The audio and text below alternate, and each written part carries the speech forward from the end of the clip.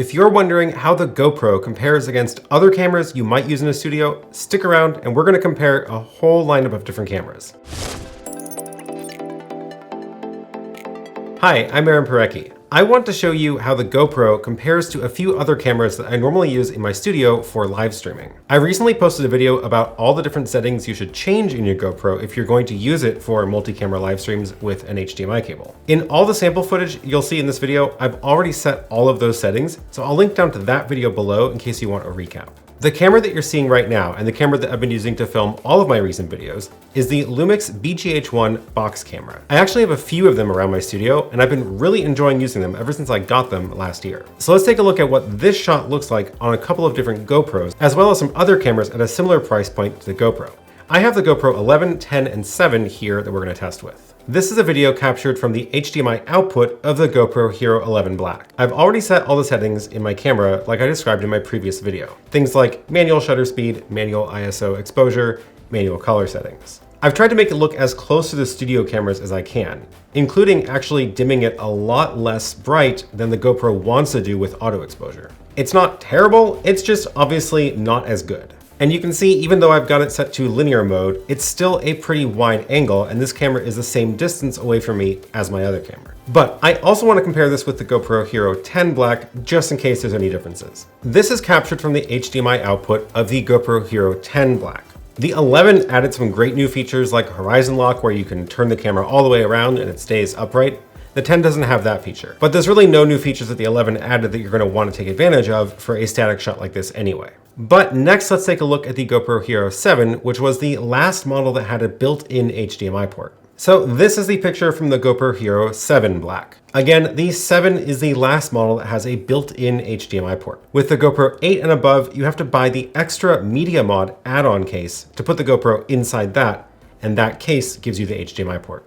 Again, I've set all the manual settings I described earlier, but you can see that the picture quality is quite a bit worse than the newer GoPros. That said, if you really do want to use a GoPro in your live streams, I would probably get the 7 because you're gonna end up a lot less frustrated than you will with the newer ones. Let's compare the 11 and the 7 side by side really quick. Here on the left, we have the GoPro Hero 11 Black, and on the right, the GoPro 7. There is a notable difference in the picture quality. The 7 is much noisier. I also, for some reason, wasn't able to tweak the exposure to reduce some of the more brighter spots in the image like I can with the 11. But if you're okay with the picture from the 7, it's probably the better option just because you'll be fighting with it a lot less than the 11. Plus, without the Media Mod, the 7 is a lot smaller. Once you add the Media Mod onto the 11, it gets pretty large. But let's take a look at a couple other cameras that are not GoPros. This is the picture from the LUMIX G7. This is the camera I was using in my studios before I replaced them with the BGH1.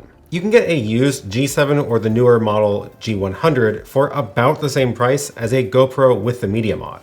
I'm actually still using 3 of these G7 cameras up in the podcast studio upstairs that we're using to film the House Files podcast.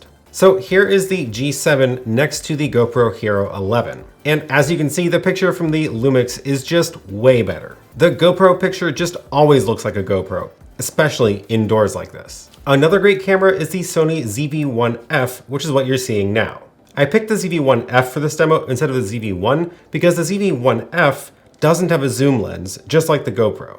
You're fixed with the focal length that you get from the built-in lens. I have a video about all the other differences between the ZV-1F and the earlier ZV-1 on my channel. I'll make sure to link that below too.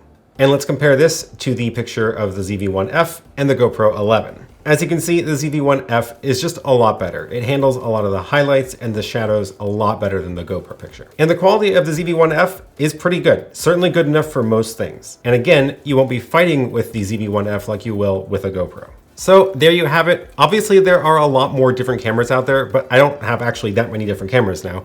And I mostly wanted to show you the broad differences between the types of cameras anyway. The picture and colors in the LUMIX cameras versus the Sony cameras are pretty different, but both are still very good. And both will be a huge step up in quality from any model of GoPro. So again, if you really do need to use a GoPro for streaming, maybe because of how small it is, or because you already have one, make sure you check out my other video about all the settings you need to change first. The link is down below. Give this video a thumbs up if you found it useful, and as always, thank you so much for watching, and I'll see you in the next one.